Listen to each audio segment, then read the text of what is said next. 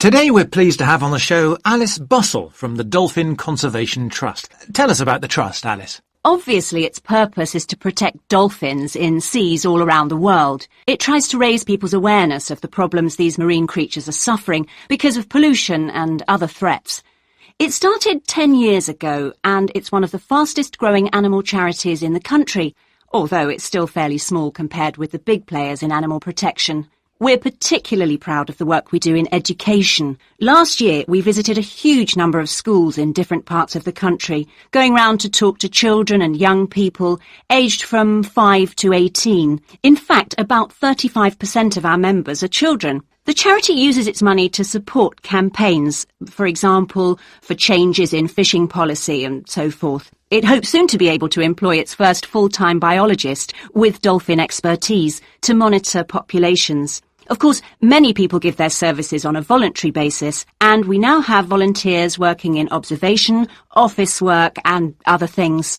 I should also tell you about the award we won from the Charity Commission last year for our work in education. Although it's not meant an enormous amount of money for us, it has made our activities even more widely publicised and understood. In the long term, it may not bring in extra members, but we're hoping it'll have this effect. Is it possible to see dolphins in UK waters? Yes, in several locations. And we have a big project in the east part of Scotland. This has long been a haven for dolphins because it has very little shipping. However, that may be about to change soon because oil companies want to increase exploration there. We're campaigning against this because although there'll be little pollution from oil, exploration creates a lot of underwater noise. It means the dolphins can't rest and socialise. This is how I became interested in dolphin conservation in the first place. I had never seen one, and I hadn't been particularly interested in them at school. Then I came across this story about a family of dolphins who had to leave their home in the Moray Firth because of the oil companies, and about a child who campaigned to save them. I couldn't put the book down. I was hooked. I'm sure our listeners will want to find out what they can do to help. You mentioned the Adopt a Dolphin scheme. Can you tell us about that? Of course. People can choose one of our dolphins to sponsor. They receive a picture of it and news updates. I'd like to tell you about 4 which are currently being adopted by our members: Moondancer, Echo, Kiwi and Samson. Unfortunately, Echo is being rather elusive this year and hasn't yet been sighted by our observers, but we remain optimistic that he'll be out there soon. All the others have been out in force.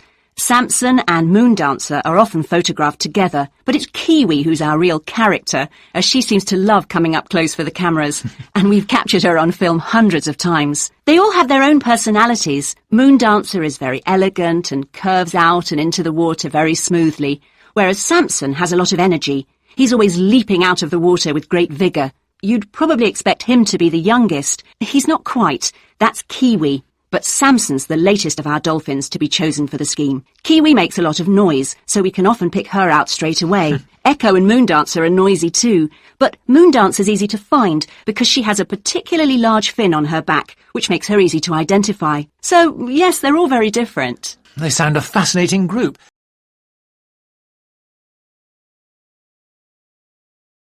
I'm very pleased to have this opportunity to say a little about 2 exciting new developments in the city, the Brackenside open-air swimming pool and the Children's Adventure Playground in Central Park. As many of you may know, the idea for these initiatives came from you, the public, in the extensive consultation exercise which the City Council conducted last year, and they have been realised using money from the SWRDC, the South West Regional Development Commission.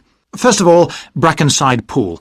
As many of the older members of the audience will remember, there used to be a wonderful open-air pool on the seafront 30 years ago, but it had to close when it was judged to be unsafe. For the design of this new heated pool, we were very happy to secure the talents of internationally renowned architect Ellen Wendon, who has managed to combine a charming 1930s design, which fits in so well with many of the other buildings in the area, with up-to-the-minute features such as a recycling system, the only one of its kind in the world, which enables seawater to be used in the pool.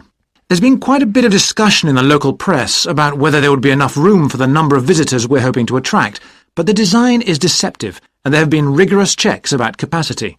Also, just in case you were wondering, we're on schedule for a June the 15th opening date, and well within budget, a testimony to the excellent work of local contractors Hickman's. We hope that as many people as possible will be there on June the 15th. We have engaged award-winning actress Coral White to declare the pool open, and there'll be drinks and snacks available at the poolside. There'll also be a competition for the public to decide on the sculpture we plan to have at the entrance. You will decide which famous historical figure from the city we should have. And now, moving on to the Central Park playground, which we're pleased to announce has just won the Douglas Award for Safety. The news came through only last week. The unique design is based on the concept of the global village, with the playground being divided into 6 areas showing different parts of the world, each with a representative feature. For example, there is a section on Asia, and this is represented by rides and equipment in the shape of snakes, orangutans, tigers and so on, fauna native to the forests of the region.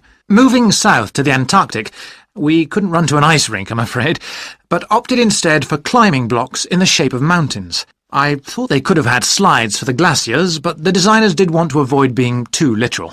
Then on to South America, and here the theme is El Dorado, games replicating the search for mines full of precious stones. And then, moving up to North America, here there was considerable debate.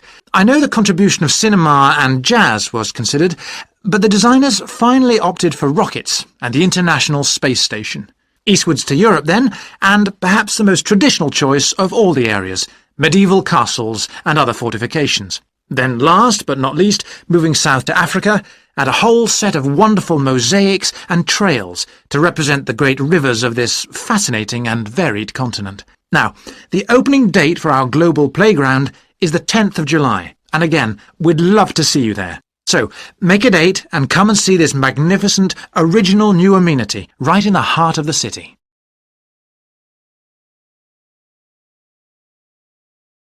Welcome everyone to today's seminar on CV and interview skills. Remember, your CV is probably the most important document you will ever write. It opens the door to your career, and that job interview is probably the most important meeting you will ever attend. It's like stepping through that open door. So let's roll up our sleeves and get down to work, shall we? First of all, I cannot possibly tell you everything you need to know about writing a resume in the time we have. But let me tell you that there are dozens of great websites on the internet. These will give you all the suggestions you need. If you look at the paper I gave you, you will see a list of the dozen most popular sites. I can mention a couple of important points, however. One is that your CV or resume should not be too long. A page is about right. Why? HR departments do not have the time to read long documents. Too many people are sending too many CVs. After all, the economic crisis of 2008 is still very much alive. Everyone needs a job now. No matter how short you make that resume, though, you do not want to forget to tell HR how to contact your references. References are people who will give you a recommendation for a job. That's usually an ex-boss or a professor who knows you well. Do not use relatives. I don't care how much your mum loves you. Also, when you send that CV, be sure to include a typed cover letter. A cover letter is a letter where you basically are asking for a job. It's like introducing yourself. Make it brief. The real information about you is on that CV of yours. And please, make sure the letter is typed. It doesn't matter if your handwriting is beautiful or not. Companies only read typed letters. Another point about CVs is you should try to have an attractive layout. Maybe use different type fonts or colors to highlight information. Some people include a photo. You can find dozens of examples on the internet. Whatever layout you decide to use, however, avoid all spelling and grammar errors. I used to be an HR manager. If I saw a mistake, that CV went into the garbage. Something you write in a CV is a description of your skills and experiences in an interesting way. Mention training too. I mean, these are what get you hired. Do not just say, I have lots of experience, or I have many skills. Tell that boss what you did, for what company, and when. Better, tell him how well you did it. Don't just say, I sold houses. Say, I sold £2 million worth of houses in my first year. That is, say something to make the person reading excited and curious. Finally, speaking of CVs, it's sad, but some people actually forget to provide a contact number. That's pretty silly. You wrote a great CV, you have HR dying to meet you, and they don't know how. You forgot your phone number. Oh sure, if you apply online, they have your email address, but you just showed them you're forgetful. Why are they going to want to talk to you after that? Alright, moving on to the actual interview. I'll go over what you need to know by the end of it, and what you can discuss and negotiate on later once it looks like you'll be offered the job. First, there's working hours. It's not that necessary to hammer out the hours off the bat, especially since it's easy to come off as lazy when the first thing you bring up is how much you're going to have to work. You can also find out more about possible promotions later on. It is important, however, to get a feel for how much you'll be paid. You should make sure the salary range is commensurate with what you're worth, and if you're not, you can move on to better opportunities. Being sure you're going to make what you want to live on is much more important than issues like your pension. You're also young. That your pension is not going to matter for quite a long time. You should find out about what skills you must know for the job and what they'll teach you. In addition, if the company will provide training, you should find out how long the training period is and whether it is paid. Beware of any jobs that want you to train for a long time without appropriate compensation. Speaking of compensation, find out about holidays as well. Do you get paid vacation time? Are you allowed to take personal days? Do you have to work on national holidays? Once you work out these main issues, you can move on later to details like the location and expected attire and whatnot. That's a lot of information. Let's take a break so you can think everything over and ask any questions you may have. Don't hesitate to come and see me if you need any clarification on all this stuff.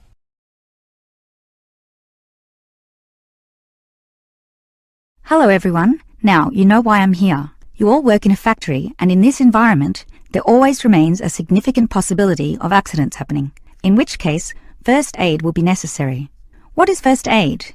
It is the provision of emergency on-site care when an injury occurs, and it is essential for everyone to know, if only simply, the steps which must be followed. There are, of course, minor injuries which may happen, not needing further medical care beyond the intervention of the first aider, but you can never be sure, thus the following steps must always be followed.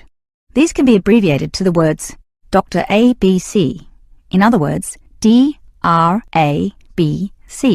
The D stands for danger, and that's the first issue to keep in mind. When an accident happens, immediately ascertain that the environment is safe. That, for example, nothing else will fall or break or cause accidents. If you, the first aider, are also injured, the problem is even worse. The R stands for respond. You must then ascertain the best response. Once all the danger has been eliminated and the distress call sent out, the appropriate action is, obviously, to help the injured party. Alright, that leads to A, which stands for airway. In order to stay alive, all people need to have an open airway to allow breathing. A conscious person will automatically clear their own airway. But if unconscious, this may not happen. The brain is stopped or hindered from properly directing the body, and, obviously, in the worst case, death can result. For this reason, the injured person is normally put into the recovery position, placed on the side, tilting the head back and ensuring that there are no blockages in the mouth. To free any such blockages, the back can be slapped or the chest compressed, allowing anything to be spat out.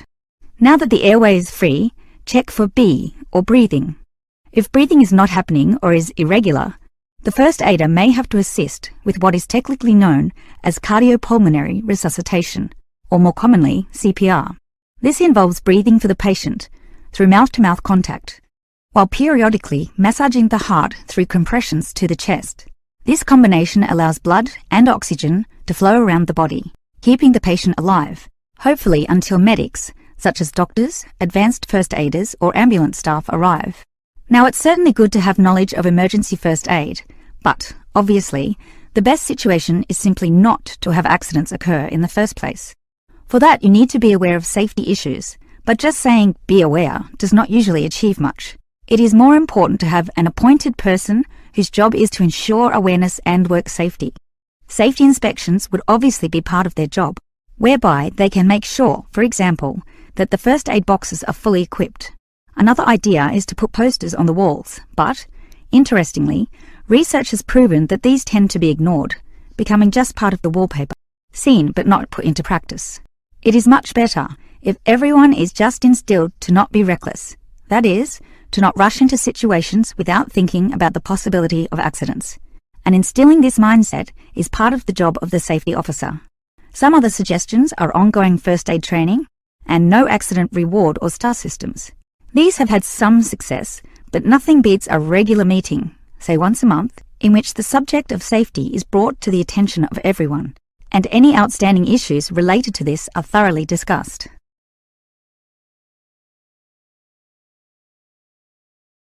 Hi everybody, good to see you again. This morning I'll tell you about the Elizabeth House in Canterbury, once home of the famous carpenter Jonathan Owen. He bought the house in 1965, although he had first seen it 5 years earlier. Actually, he was interested in the house as a traditional flat in England, and he paid £5,000 for it without a second thought, because of it having standard and regulation building methods during the Middle Ages in the UK. At that time, he had worked at the University of Canterbury as a head carpenter who managed with a small building company. His professional success was abundant, but his family life wasn't so successful. His parents had suffered from diabetes and mental disease, and his brother Dan was ill with pneumonia.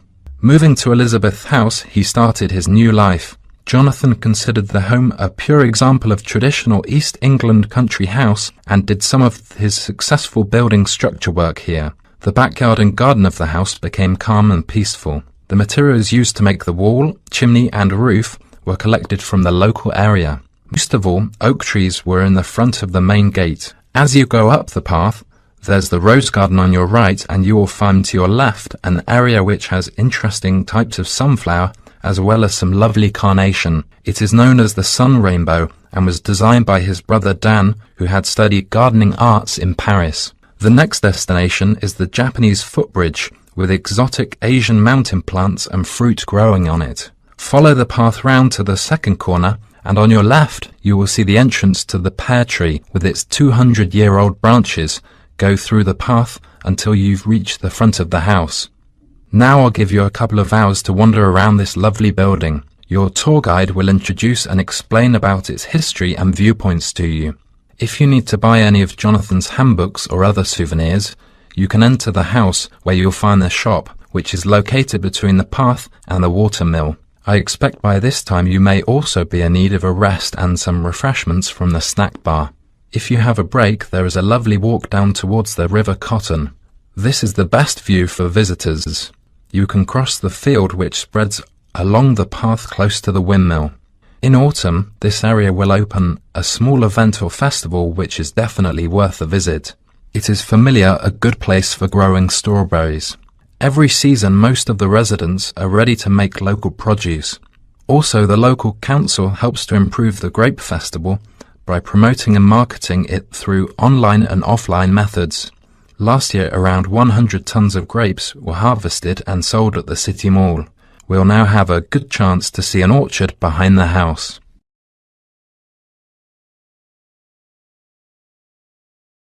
Thank you for deciding to visit historic royal palaces of the United Kingdom. Every year dozens of tourists choose to visit the Tower of London, and we have a variety of tickets to suit your own interests. If you wish to make a single visit, you can buy a single-day ticket. This ticket enables you to visit only the Tower of London. The adult ticket's cost is £24. Children between the ages of 5 and 15 pay £18, and children under 5 can visit the tower for free. For full-time students, 16 years and over, and disabled visitors, we offer a reduced tariff. If you have a reduced tariff, you pay only £19. And if you're going to make a visit with your family, it's a good idea to get a family ticket. The family ticket enables you to visit the tower and one other royal palace during one day. It costs £55 and can be used by up to 2 adults and 3 children. For permanent visitors, we offer an annual membership.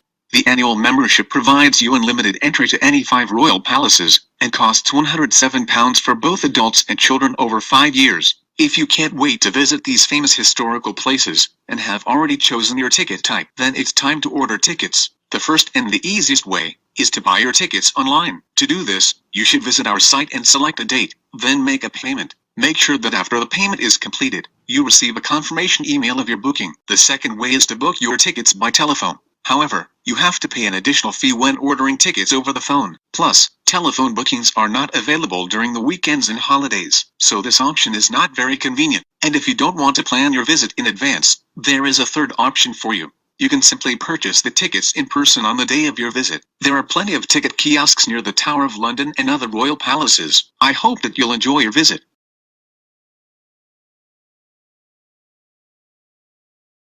Welcome to the Bridge Hotel information line. The Bridge Hotel is part of the Compact Group, which is a large association of family-owned hotels offering a warm, friendly atmosphere and high-quality service at competitive prices. All of them cater for a wide range of people, from business to leisure clients. Set in a quiet residential area on the attractive outskirts of Belford, about 3 miles from the city centre, the Bridge Hotel is a popular choice for conferences. After recent refurbishment and expansion, it now has 25 double rooms and 20 singles. All 45 are en suite, with TV and coffee and tea-making facilities. The Bridge Hotel is set in 3.5 hectares of grounds, with an open-air swimming pool and 4 tennis courts. There is also a newly opened gym with fitness suite, which is considered one of the best equipped in the area. Non-resident membership is available. We have a fully licensed restaurant for residents and non-residents, which provides a wide range of dishes with a particular focus on dishes from around the world. For the discerning business customer, we have designated business rooms with phone links allowing full internet access. Our conference facilities cater for up to 200 delegates, and we are able to offer transport to guests to and from Birmingham Airport at a small extra cost.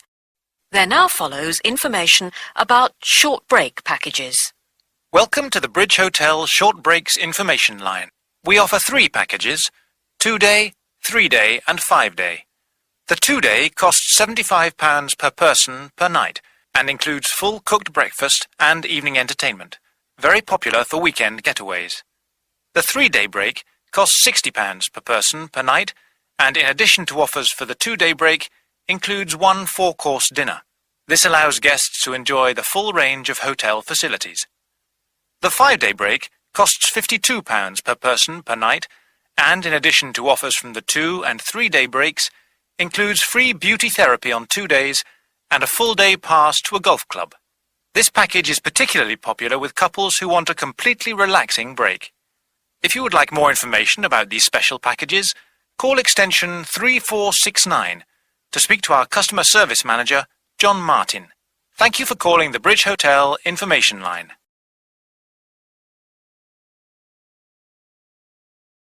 Of course, Buckingham Palace is instantly recognisable to millions of people around the world. As we pass the palace, I'd like to tell you a few things about the history of this famous building. We think the first house was built here around 1624. In 1674, that house burned down and a new one was built, called Arlington House after its owner, the first Earl of Arlington. Then, in 1703, the first Duke of Buckingham changed the design of the house and the name. It was then known as Buckingham House. The building we see in front of us now has undergone many changes since it was first built. The east front, which is the part we see from the road, was added as part of the work done by Queen Victoria and was completed in 1850. But the palace has remained pretty much unchanged for nearly 100 years. The last major changes to the structure were made by King George V, who, in 1913, had the east front redesigned as a backdrop to the large memorial to Queen Victoria, which had just been placed outside the palace gates. Since then, only minor changes have been made. I should point out, though, that the palace was bombed 7 times during the Second World War, most seriously in 1940, when the palace's chapel was destroyed. Today, of course, it is the home of the royal family, but that wasn't always the case, although they did own most of the land it was built on. It was George IV who turned it into a palace, doubling its size, when he became king in 1820. He had inherited it from his father, King George III, who, in 1761, had become the first royal owner of the building, though it was still not used as the home of the royal family, just as a private home for Queen Charlotte. It was known as the Queen's House at that time. King William IV finished the work after his brother, George IV, died. But King William never moved into the palace. In fact, in 1834, he offered it as a new home for Parliament after the Houses of Parliament were destroyed by fire. The offer was not accepted, though, and in 1837, when Victoria became Queen, the house became the main royal residence in London. However, Victoria and her husband, Prince Albert, found the house too small, so they carried out building work to further enlarge it. This included building the east front, which I've already mentioned as the part we are looking at now. Victoria was also responsible for moving the Marble Arch, built as a part of the palace itself in the 1820s, to where it stands today, separate from the palace on the corner of Hyde Park. For 20 years or so, the palace was often the setting for huge banquets, dances and musical performances. This period lasted until Prince Albert died in 1861, after which Victoria spent very little time there and the palace was hardly ever used. When Victoria died in 1901, Edward VII became king. He was responsible for most of the decoration inside that exists today, and the dark days of the later part of Victoria's reign were fairly quickly forgotten as the palace came back to life. The palace has been in continual use by the British royal family ever since. A lot of people ask me if they can visit the palace. One way is if you're lucky enough to be invited to one of the 3 garden parties usually held every year. As many as 8,000 people attend these, although most of them do not get to meet any members of the royal family, and they don't see much of the inside of the palace. The garden is, however, quite spectacular, and it is the largest private garden in London, with an artificial lake, 30 different species of bird, and over 350 different wild flowers, some of which are extremely rare. Inside the palace, there are 240 bedrooms, 92 offices, and 78 bathrooms. There are also 19 staterooms, which are used for official engagements and ceremonies. Members of the public are only allowed to visit the staterooms, and then only in August or September when the monarch is not there. It's worth it, though, because there's a lot to see in the staterooms, including examples of some of the world's best art with works by Rembrandt, Rubens, and Canaletto. The tour, which lasts up to 2.5 hours, ends in the garden, where you can see more of the outside of the palace not visible from the road.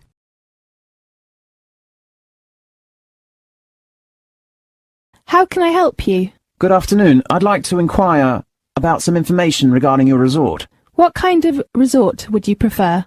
I want a hot spring resort, and it is better to have some indoor or outdoor water activities.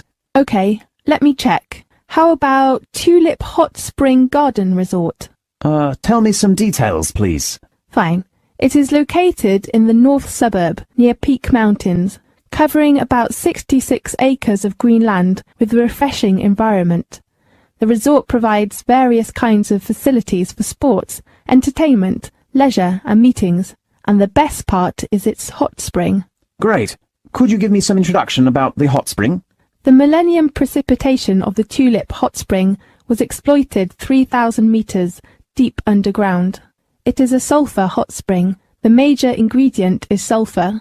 I heard that sulphur, when it's sterilized, is harmless to the human body. Yes, it plays a significant role in softening the skin, hydrating the skin, and beautifying the skin. It can lower blood pressure and reduce blood fat. That's so great. How about its temperature? It's 65 degrees Celsius. There are some attentions about the hot spring. Attentions? Yes, the hot spring water contains various minerals which come out first in black colour, change to clear water, afterwards with a mineral smell. Adjust water temperature to one's comfort before bathing. Okay. And do not bath immediately after drinking, and please take your jewellery off when you are bathing. Fine. How about water activities?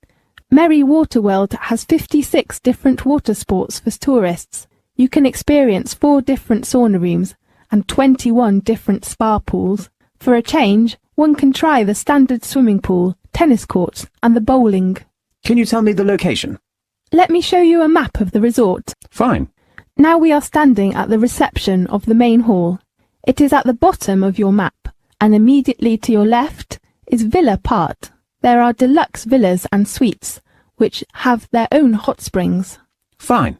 The large building with a big glass roof behind the main hall is Merry Water World, the water sports centre. Yes, I know. On the top left of the map is the leisure centre. There are sauna baths for women, 4D movie theatre, a kids' room, video games room, a VIP room, a tea house, and a beauty salon. Great. And where is the tennis court? It is in the sports centre, which is located between the leisure centre and the Tulip Garden. Tulip Garden? Yes, you can appreciate the beautiful tulips in the garden. Fine. Can you tell me what kind of sports are there in the centre? There is a tennis court, badminton, table tennis, shooting, arrow shooting and climbing. Do you have a restaurant? Of course. The building next to the garden is the restaurant. What dishes does it serve? We have French food, Spanish food, Indian food and Chinese food. Oh, that's so great. If you want to book a villa, please fill in the form.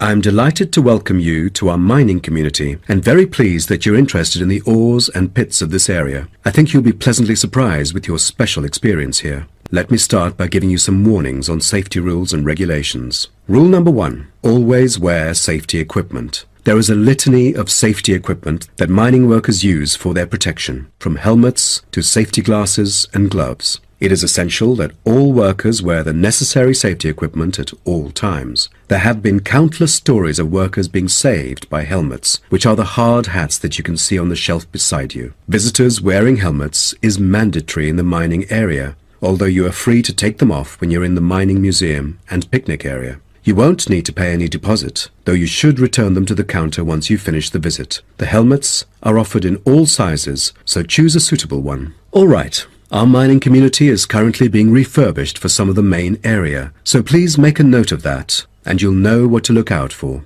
So, when you go in or out of the mine, please pay attention to the road, for it has just been repaired because of the rough surface, and can be really slippery since it's still wet. The history and process of tin mining are complicated and involve a lot of special words, but here you will see how it was and still is done. After a short 5 to 10 minute walk, visitors can track round a numbered route with clear explanations. Most of the tour is in the open air, so nice weather helps. All areas are clearly posted with signs, but if you have problems travelling around or climbing up and down, you can turn to the staff here, and we are happy to help. If you're interested, Blue Hills Tin Stream is a working water-powered tin streaming mill that gives visitors a very clear idea of how difficult it is to get tin out of rock. I hope you'll enjoy the informative indoor presentation and this self-guided tour, but you have to bear one thing in mind, that smoking is forbidden throughout the whole community. Though you can take phones and of course use them,